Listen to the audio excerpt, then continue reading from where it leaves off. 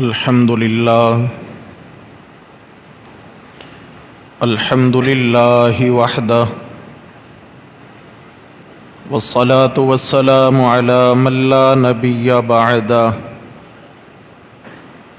لا نبي بعده ولا رسول بعده لا رسول بعده ولا معصوم بعده أما بعد فأعوذ بالله من الشيطان الرجيم بسم الله الرحمن الرحيم إن الله وملائكته يصلون على النبي يا أيها الذين آمنوا صلوا عليه وسلموا تسليما. وقال النبي صلى الله عليه وسلم البخيل الذي من ذكرت عنده فلم يصل علي أو كما قال النبي صلى الله عليه وسلم صدق الله ومن أصدق من الله قيلا. اللهم صل على سيدنا ومولانا محمد وعلى آل سيدنا ومولانا محمد وبارك وسلم عليه.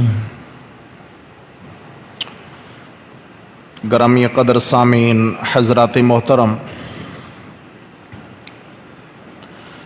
آج جمعۃ المبارک کا مقدس، مطہر، پاکیزہ اور محترم دن ہے. جمعۃ المبارک کے دن کے ساتھ کچھ اعمال کو شریعت نے خاص کیا ہے. بعض اعمال جو جمعہ ہی کی خصوصیت ہیں اور جمعہ والے دن ان کے کرنے کی فضیلت بڑھ جاتی ہے. مثلاً جمعہ کے دن نماز جمعہ کے ارادہ سے غسل کرنا سنت عمل ہے اور اس پر سنت کے احیاء کا ثواب ہوگا. عام دنوں میں عام نہانا ہے، لیکن جمعہ کے دن جمعہ کی نماز کی غرض سے نہانا بھی اللہ کی عبادت شمار ہوگا. صاف کپڑے پہننا، خوشبو لگانا، سورہ کہف کی تلاوت کرنا، یہ جمعہ کے خاص اعمال ہیں. اور انہی اعمال میں سے رسالت مآب صلی اللہ علیہ وسلم کی ذات اقدس پر درود شریف کی کثرت کرنا جمعہ کے دن کے لیے یہ بھی ایک خاص عمل مقرر ہے. عام دنوں میں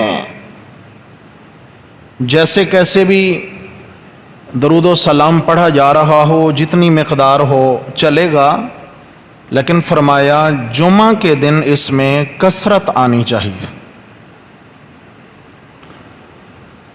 قرآن مقدس میں اللہ تبارک و تعالی نے درود و سلام کی ایک خاص حیثیت واضح فرمائی ہے، اور آپ صلی اللہ علیہ وسلم نے بھی اپنے مبارک فرامین کے ذریعے اپنی ذات اقدس صلی اللہ علیہ وسلم پر درود و سلام کے پڑھنے کا ثواب بیان کیا ہے، نہ پڑھنے کا وبال بیان کیا ہے، پڑھنے والے کا مقام بھی بتایا ہے.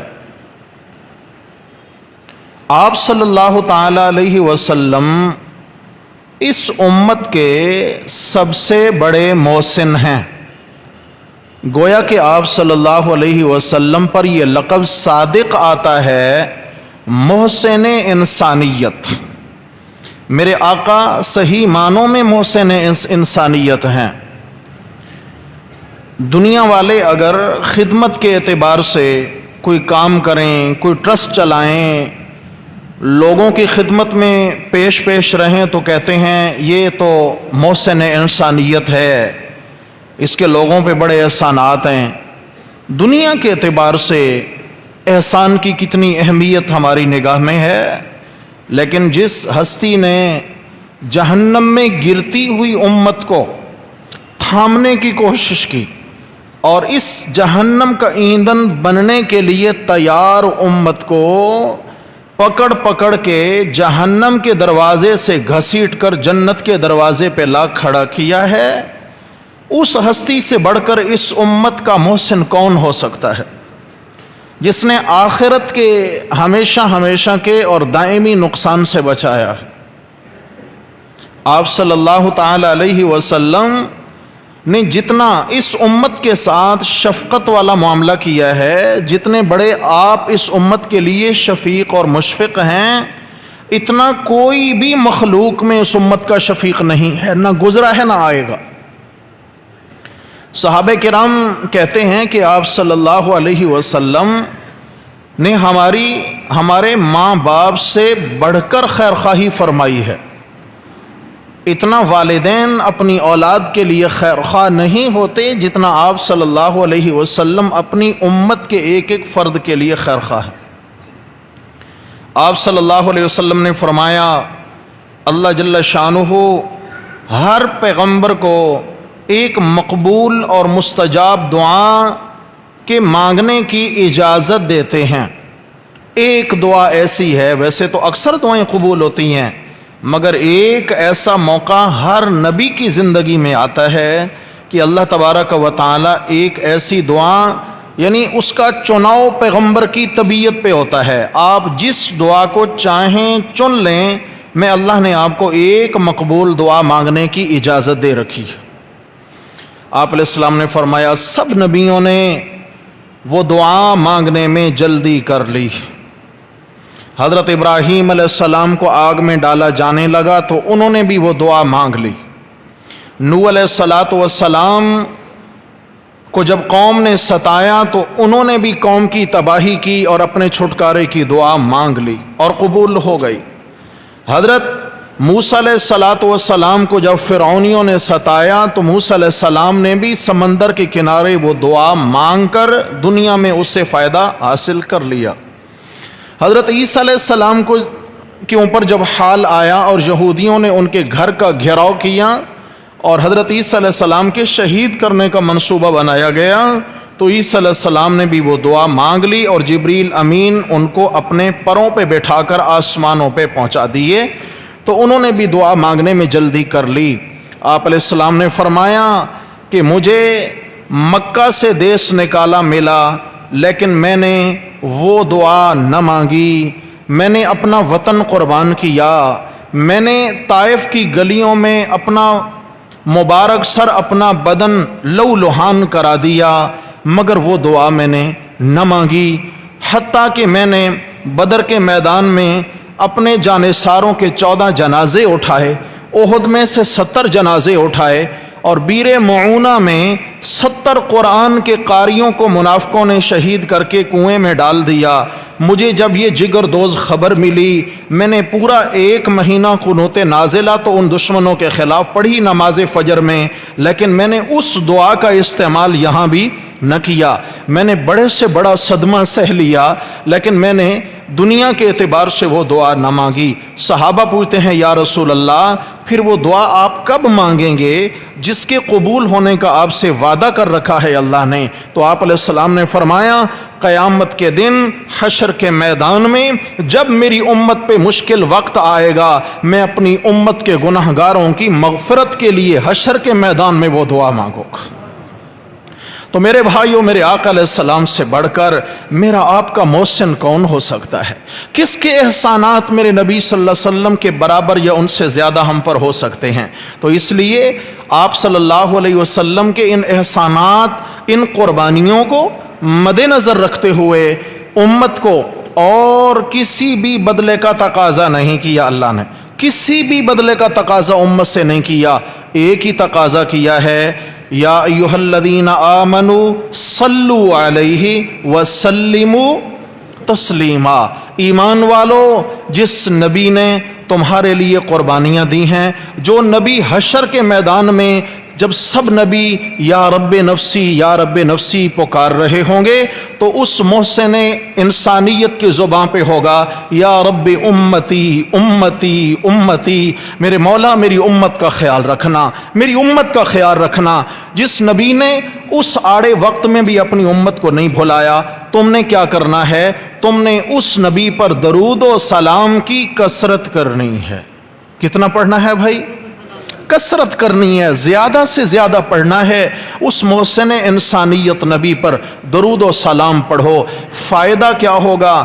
آپ صلی اللہ، ایک مسئلہ یہاں ذہن میں آ گیا، آپ صلی اللہ علیہ وسلم کی ذات اقدس ہو یا کسی بھی پیغمبر کی مبارک ہستی ہو، پیغمبروں کے لیے امتی کو یہ حکم نہیں ہے کہ تم نبی کے لیے مغفرت کی دعا کرو، یہ حکم بولو بھائی نہیں ہے۔ مغفرت کی دعا گناہ گاروں کے لیے ہوتی ہے، اور اللہ کے نبی معصوم ہیں، ان کے ذمہ کوئی غلطی، کوئی گناہ، کوئی معصیت اور کوئی بھی کسی قسم کی برائی نہیں ہے جس کی مغفرت اور معافی کی اللہ سے دعا مانگی جائے۔ اللہ کے نبی معصوم ہیں اور بخشے بخشائے ہیں۔ ہاں، نبیوں کے لیے جو دعا کرنی ہے، رحمت کی، سلامتی کی، برکت کی دعا کرنی ہے۔ رحمت کی دعا بولو، سلامتی کی دعا، اور السلام علیک ایھا النبی، اے نبی صلی اللہ علیہ وسلم تم پر سلام ہو، یعنی سلامتی ہو، کیا ہو؟ اللہ آپ کو سلامت رکھے، سلامتی کی دعا۔ السلام علیک ایھا النبی ورحمۃ اللہ وبرکاتہ، اے نبی صلی اللہ علیہ وسلم آپ پر سلام بھی ہو، آپ پر اللہ کی طرف سے نزول رحمت بھی ہو اور اللہ کی طرف سے نزول برکت بھی ہو۔ السلام علیک ایھا النبی ورحمۃ اللہ وبرکاتہ۔ ہاں، پیغمبر اپنی ذات کے لیے مغفرت کی دعا کیا کرتے تھے، اپنی ذات کے لیے، مگر یہ مطلب نہیں ہے کوئی گناہ تھے، کسر نفسی ہے۔ مغفرت ایک ایسی خوبصورت مغفرت کی دعا، ایسا محبوب عمل ہے کہ اللہ کے نبیوں نے بھی اپنی ذات کے لیے مغفرت کی دعائیں کی۔ آپ صلی اللہ علیہ وسلم فرمایا کرتے تھے کہ میں روزانہ صبح اور شام کم از کم 100 مرتبہ دعائے استغفار کرتا ہوں، استغفر اللہ، میرے اللہ مجھے معاف کر دے، حالانکہ اللہ کے نبی کے ذمہ کوئی غلطی نہیں ہے۔ اصل یہ استغفار اپنے حق میں کرنا، یہ امت کے لیے تعلیم ہے کہ جب اس کائنات کی معصوم ہستی نے اپنے لیے اللہ سے مغفرت مانگی ہے تو گناہ گاروں کو بطریق اولا اللہ سے مغفرت مانگنی چاہیے۔ ہم تو گناہ گار ہیں، ہمیں زیادہ مانگنی چاہیے۔ اللہ ولی، آپ صلی اللہ علیہ وسلم کے لیے مغفرت کی دعا کرنے کا امت کو حکم نہیں ہے، امت کو حکم ہے درود بھیجو اور سلام بھیجو، درود بھیجو اور سلام بھیجو۔ جی فائدہ کیا ہوگا؟ فرمایا تم نہیں بھی درود و سلام بھیجو گے، میرے نبی کا کوئی نقصان، مثال کے طور پر کام تمہارا اپنا بنے گا، کام تمہارا اپنا بنے گا۔ اذان ہوئی تو حدیث شریف میں آیا کہ جب تم مؤذن کو اذان پڑھتا ہوا سنو تو اذان کا انہی الفاظ سے جواب دو، جیسا کہ اذان کا کے الفاظ ہیں اللہ اکبر تو یہی کہیں، اشہد ان لا الہ الا اللہ یہی دہرائیں، اشہد ان محمد الرسول اللہ یہی دہرائیں، حی علی الصلاۃ، ہاں لا حول ولا قوت۔ یہاں ایک مسئلہ سمجھ لیں میرے بھائیو، اذان کے جواب میں اشہد ان محمد الرسول اللہ، اس پر صلی اللہ علیہ وسلم کہنے کا حکم نہیں ہے۔ اقامت میں جب اقامت کہنے والا اشہد ان محمد الرسول اللہ کہے تو وہاں صلی اللہ علیہ وسلم نہیں کہنا. یہاں میرے نبی کا طریقہ ہے جو الفاظ مؤذن کہے وہی الفاظ سننے والے بھی کہیں. البتہ حی علی الصلاۃ اس پہ کہنا ہے لا حول ولا قوت الا باللہ. حی علی الفلاح لا حول ولا قوت یہ سننے والے کہہ رہے ہیں. اس طریقہ سے اللہ اکبر یہی دہرائیں, لا الہ الا اللہ یہی دہرا دیں. جب اذان مکمل ہو جائے تو اذان کے بعد کی ایک مخصوص اور خوبصورت دعا ہے جو حدیث کی کتابوں میں سکھائی گئی ہے. اللہم رب هذه الدعوة التامة پڑھیے والصلاة القائمة آت محمدا الوسیلۃ والفضیلہ. اے اللہ محمد صلی اللہ علیہ وسلم کو مقام وسیلہ اور فضیلت بزرگی نصیب فرما دیجئے. مقام وسیلہ کیا منع کیا؟ یہ وہ والا وسیلہ نہیں ہے جو ہمارے ہاں معروف ہے, یہ جنت کے ایک محل کا نام وسیلہ ہے. اے اللہ محمد صلی اللہ علیہ وسلم کو مقام وسیلہ عطا فرما دیں. آپ علیہ السلام نے فرمایا کہ جب تم اذان سنو, اذان کی دعا پڑھو, صلو لی الوسیلۃ, میرے لیے اللہ سے اس دعا کے اندر مقام وسیلہ جنت کا وسیلہ نامی محل مانگا کرو میرے لیے. پھر آپ نے فرمایا کہ وسیلہ نامی محل وہ ہے سقفہ عرش الرحمن کہ جس کی چھت رحمان کا عرش ہے, اس سے اوپر جنت کی کوئی اور بلڈنگ نہیں ہے, کوئی اور محل ماڑی جنت کی نہیں ہے. اینڈ ہو جاتا ہے جنت کا, سب سے اوپر کی وہ منزل ہے. آپ نے فرمایا اللہ تبارک و تعالی نے کائنات میں صرف ایک ہستی کو وہ محل عطا کرنا ہے. آپ نے فرمایا مجھے اپنے رب سے امید ہے کہ میرا اللہ مجھے وہ محل عطا فرمائے گا. اب ذرا یہاں رک جائیے میرے بھائیو. اگر آپ علیہ السلام نے یہ کہہ دیا کہ مجھے امید ہے کہ میرا اللہ مجھے عطا فرمائیں گے, اس کی قبولیت میں کوئی شک ہے؟ کوئی شک نہیں. ارے کیسے شک ہو جب وہ محل ایک, اس میں جانے والی چنیدہ ہستی ایک, تو میرے نبی صلی اللہ علیہ وسلم کے مقابل کائنات میں کوئی نہیں, تو میرے نبی سے بڑھ کر کون ہو سکتا ہے؟ تو اس لیے اس محل میں میرے آقا صلی اللہ علیہ وسلم ہی تشریف فرما ہوں گے.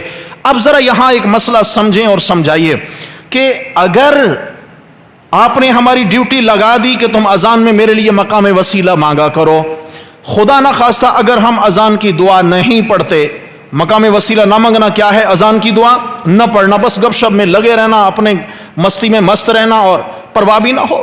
اگر ہم نے دعا نہ مانگی اور آپ کے لیے وہ مقام نہ مانگا تو کیا اللہ آپ کو وہ محل نہیں دے گا؟ بولو بھائی, یقیناً ملے گا, یقیناً میرا رب عنایت فرمائے گا. پھر ہمیں گناہ گاروں کو کیوں کہہ دیا کہ تم کہو اے اللہ محمد صلی اللہ علیہ وسلم کو مقام وسیلہ عطا فرما؟ میرے بھائیو, اصل میں یہاں کام میرے نبی کا نہیں بننا, کام اس امت کے گناہ گاروں کا بننا ہے. آپ نے فرمایا جو میرے لیے جنت کا وہ مقام مانگے گا اللہ مجھے تو جنت میں داخل فرمائیں گے ہی صحیح, میرے لیے جنت مانگنے والے کو اللہ میرے ساتھ جنت کا داخلہ نصیب فرما دے گا. تو میرے بھائیو مسئلہ کیا ہوا؟ اگر ہم نے درود و سلام پڑھنا ہے, میرے نبی پر احسان نہیں ہے, ہمارے اپنے اوپر احسان ہے. یہ ہم نے اپنی جان خلاصی کا سامان کر لیا ہے. آپ صلی اللہ علیہ وسلم نے درود و سلام کی اہمیت بیان فرمائی. مثلا دنیا میں ایک شخص نمازی ہے, تہجد پڑھتا ہے, راتوں کو جاگ کے اللہ اللہ کرتا ہے, آنسو بہا بہا کے اللہ سے مغفرت مانگتا ہے, اور بار بار کیا کہتا ہے؟ یا اللہ مجھے میرے نبی کا قرب نصیب فرما دے, میرے نبی کا قرب نصیب فرما دے, جنت میں میرا محل میرے نبی کے پڑوس میں ہو. حج کے لیے جاتا ہے تاکہ میرے نبی کا پڑوس نصیب ہو جائے. مدینہ میں میرے نبی کے روضے پہ حاضری دے کر وہاں پہ درود و سلام پڑھتا ہے تاکہ میرے نبی کی شفاعت نصیب ہو اور میرے نبی کا مجھے پڑوس حاصل ہو جائے. روزے رکھتا ہے, تلاوت کرتا ہے, ذکر کرتا ہے, سب کچھ کرتا ہے.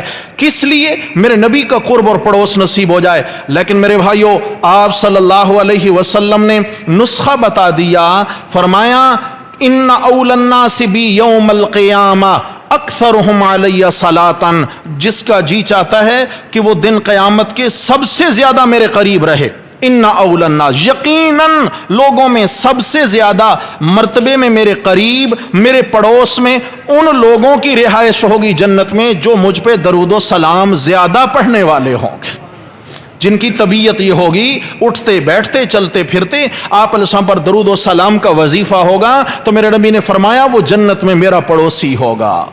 اللہ اکبر، اللہ اکبر۔ دنیا میں اچھا پڑوس نصیب ہو جائے کتنی خوشگوار زندگی ہو جاتی ہے میرے بھائیوں۔ یہ تو دنیا کی چند روزہ زندگی ہے، اور آخرت کی جنت کی خوشیاں کبھی ختم نہیں ہوگی، وہ زندگی کبھی ختم نہ ہوگی، اور جس کو جو پڑوس مل گیا وہ پڑوس کبھی چھننے والا میرے نبی کا اللہ ہم سب کو پڑوس نصیب فرمائے۔ اللہ اکبر، اللہ اکبر۔ آپ صلی اللہ علیہ وسلم نے درود و سلام کی حضرت عبد الرحمن ابن عوف رضی اللہ عنہ، آپ نے نام سنا ہوگا، یہ 10 مبشرہ صحابہ میں سے ہیں جن 10 صحابہ کو آپ نے فرمایا تو بھی جنتی، تو بھی جنتی، تو بھی۔ ان میں ایک ہیں حضرت عبد الرحمن ابن عوف رضی اللہ تعالیٰ عنہ۔ کہتے ہیں کہ میں کسی کام سے رسول اللہ صلی اللہ علیہ وسلم کے ہاں حاضر ہوا، تو مجھے آپ علیہ السلام کے گھر سے پتہ چلا کہ آپ صلی اللہ علیہ وسلم اس فلاں وادی کی طرف گھر سے باہر تشریف لے گئے ہیں۔ فرمایا کہ میں چلنے لگا، لیکن منظر بڑا عجیب ہوا کرتا تھا۔ اللہ اکبر، کیا خوبصورت زمانہ پایا میرے نبی کے صحابہ نے۔ قربان جاؤں میرے نبی کے ان جانے ساروں پر، قربان جاؤں ان آنکھوں پر جنہوں نے میرے نبی کے چاند سے حسین چہرے کا دیدار کر رکھا تھا۔ صحابہ کرام کہتے ہیں کہ ہمیں جب رسول اللہ صلی اللہ علیہ وسلم کی تلاش کرنا ہوتی تھی تو ہمیں کسی سے آپ علیہ الصلوۃ والسلام کا پتہ پوچھنے کی ضرورت پیش نہیں آتی تھی کہ آپ علیہ السلام کون سی گلی سے گزر کے گئے ہیں، کون سے راستے سے گئے ہیں۔ فرمایا جس راستے سے میرے نبی گزرا کرتے تھے وہاں میرے نبی کے بدن اطہر کی خوشبو موجود ہوا کرتی تھی۔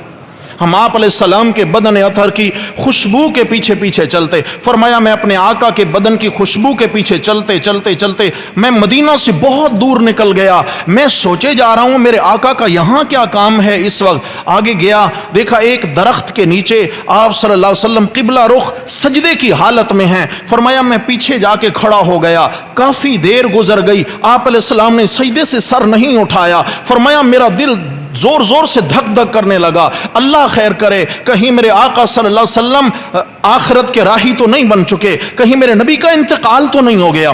فرمایا میرا دل خوف زدہ ہونے لگا۔ کافی وقت جو گزرا تو آپ صلی اللہ علیہ وسلم نے سجدے سے سر اٹھایا، اور پھر جب مجھے دیکھا تو فرمایا عبد الرحمن تجھے کیا ہو گیا، کیوں اتنا خوف زدہ ہے، پریشان کیوں ہے، کیا ہو گیا؟ تو عرض کی یا رسول اللہ آپ کی حیت دیکھ کر میں تو خوف زدہ ہو گیا تھا، خدا نہ خواستہ کہیں ہم آپ کی ذات کے وجود کے سایہ سے محروم تو نہیں ہو گئے۔ یا رسول اللہ میں آپ کے پیچھے ایک مقصد لے کر آیا ہوں، ایک مسئلہ پوچھنے آیا ہوں، کوئی مقصد لے کر آیا ہوں۔ آپ نے فرمایا تیرا مسئلہ بعد میں، پہلے یہ نہیں پوچھے گا میں نے اتنا لمبا سجدہ کیوں کیا ہے، یہ نہیں پوچھے گا عبد الرحمن میں نے اتنا لمبا سجدہ کیوں کیا ہے۔ عرض کیا محبوب ضرور بتائیے۔ آپ علیہ الصلوۃ والسلام نے فرمایا میرے پاس جبریل آئے تھے، اور جبریل نے آ کر مجھے میرے رب کا یہ پیغام سنایا ہے۔ اللہ اکبر، کہ اللہ تبارک و تعالی فرماتے ہیں من صلی علیک صلاۃ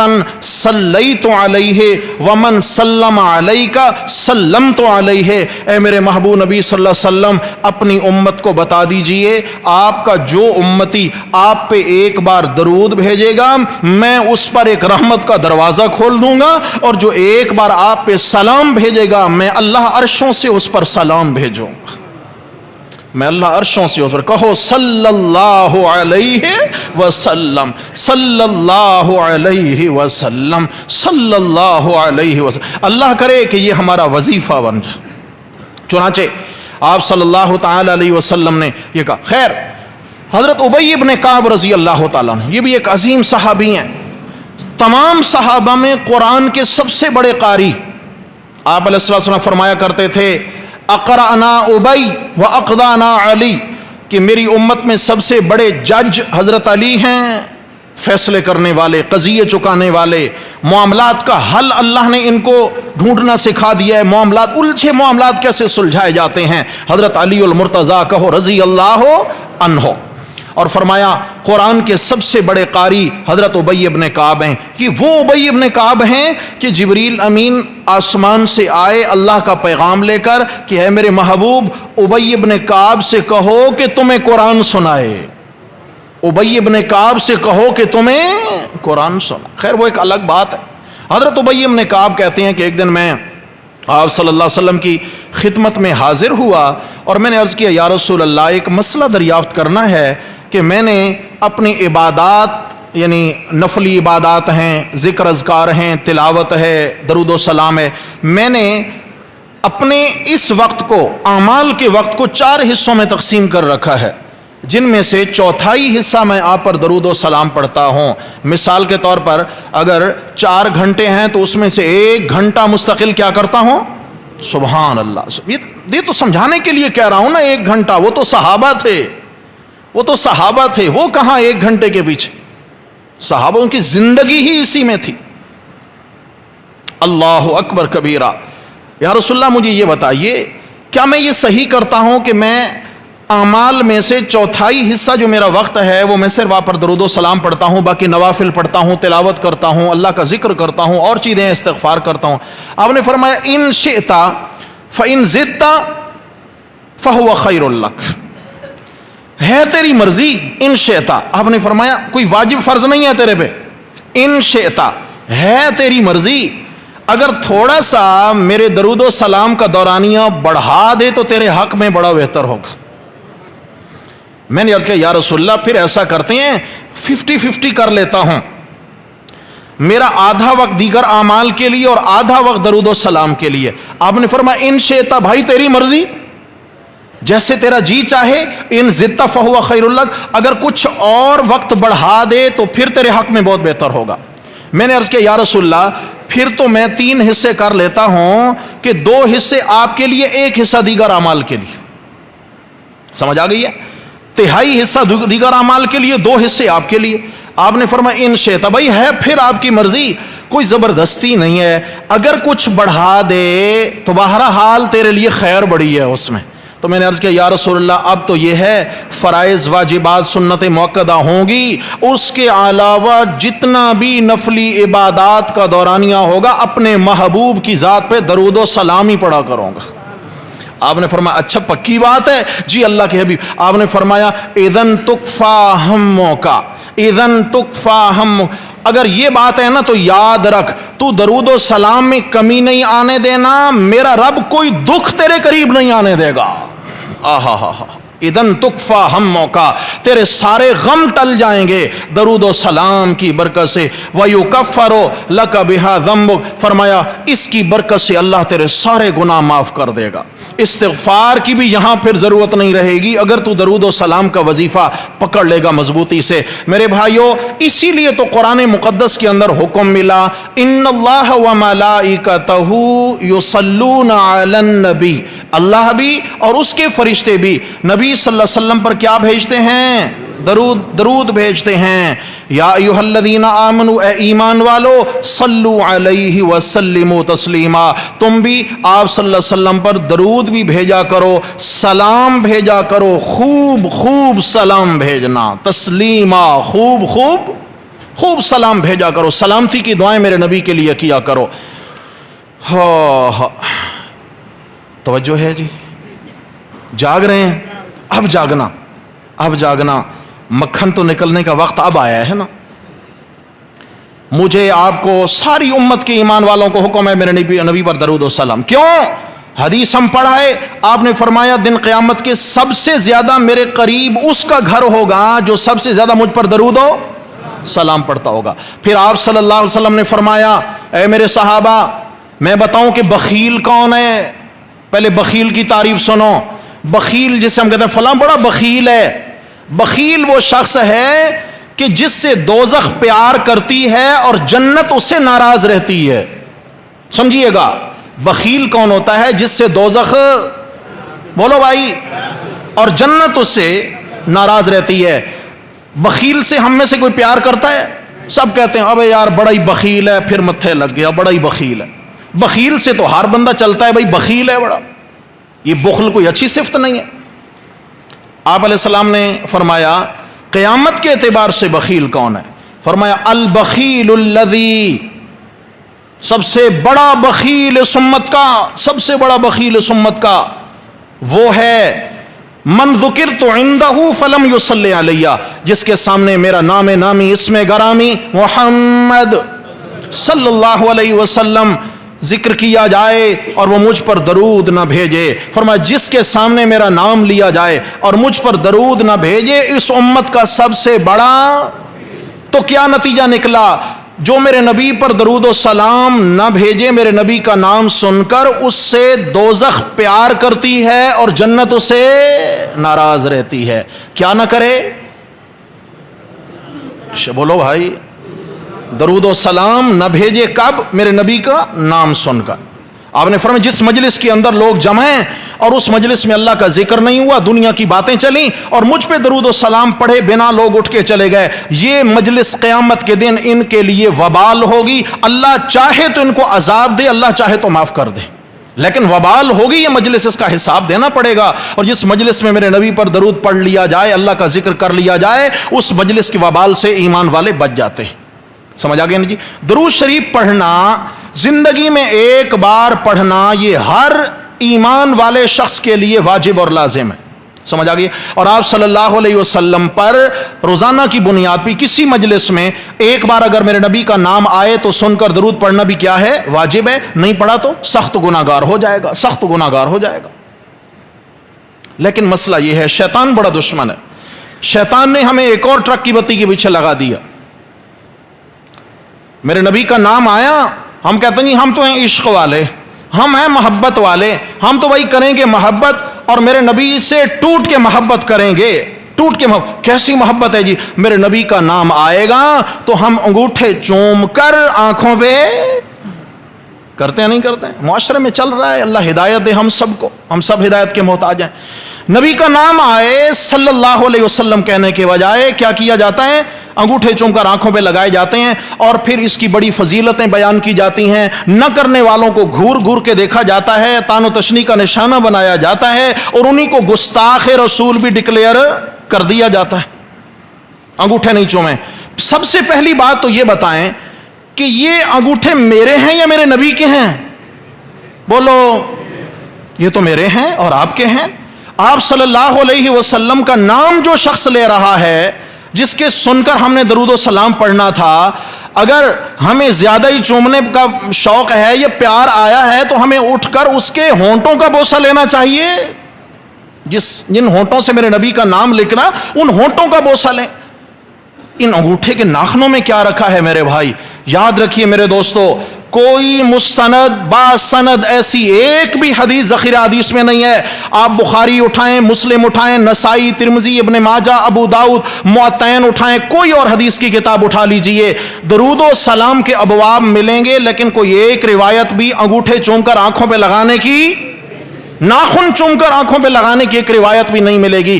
میں نے کہا شیطان دشمن ہے۔ میرے نبی صلی اللہ علیہ وسلم نے فرمایا کہ جو میرا نام سن کر درود نہ پڑے، اس کائنات کا وہ سب سے بڑا بخیل ہے۔ شیطان چاہتا ہے کہ اس کو میں بخیل بنا دوں، اس سعادت سے محروم کر دوں، اور 10 رحمتوں کا مستحق بننا تھا اس سے محروم کر دوں، 10 گناہ کی معافی ملنی تھی محروم کر دوں، 10 اس کے رتبے درجے جنت میں بلند ہونا تھے ان سے محروم کر دوں۔ تو اس نے کس کام پہ لگا دیا امت کو؟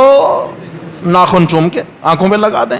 میرے بھائیو، ملا علی قاری رحمۃ اللہ علیہ نے موضوعات کبیر کے اندر اس روایت کو لیا ہے جو حضرت ابوبکر صدیق رضی اللہ عنہ کے نام سے منسوب کر کے لوگ بیان کرتے ہیں، اور حضرت ملا علی قاری محدث ہیں اس امت کے بڑے، انہوں نے لکھا ہے کہ اس روایت کی کوئی بنیاد نہیں، لا اصل لہ، لا اصل لہ، یہ روایت بنیادی طور پہ باطل ہے اور اس کی سند میں کوئی بھی مضبوط راوی موجود نہیں ہے۔ سمجھ آ گئی ہے؟ تو میرے بھائیو، مسئلہ کیا سمجھ آیا؟ آپ علیہ السلام کے ہم پر احسانات ہیں، اور جب میرے نبی کا نام آئے تو کیا کریں گے؟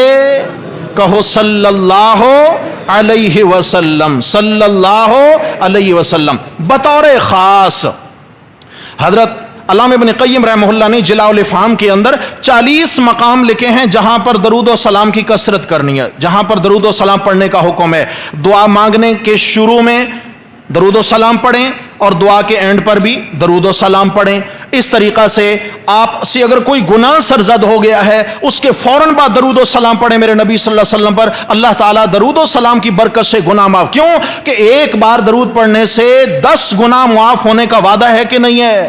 ممکن ہے یہ گناہ بھی اسی درود و سلام کی برکت سے اللہ تعالیٰ معاف فرما دیں. اور پھر اور بھی مقامات ہیں جن میں ایک مقام یہ جمعہ کا دن ہے. جمعہ کا دن کب سے ہوتا ہے میرے بھائی؟ جمعرات کو سورج جب غروب ہوتا ہے مغرب کے وقت سے لے کر آج کے دن جمعہ کے دن سورج غروب ہونے سے پہلے تک، عین سورج غروب ہونے سے پہلے تک، یہ 24 گھنٹے کا جو دورانیہ ہے یہ جمعہ کا دن شمار ہوتا ہے. جمعہ کا دن بھی، اس میں جمعہ کی رات بھی شامل ہے. اس کے اندر ہم نے سورہ کہف بھی پڑھنی ہے اور اس کے اندر کثرت سے میرے نبی پر درود و سلام بھی پڑھنا ہے. دعا ہے اللہ جل شانہ ہم سب کو اس مبارک عمل میں کثرت کی توفیق نصیب فرمائیں. اللہ اخلاص والی زندگی نصیب فرمائیں. اقول قولی ھذا استغفر اللہ واتوب.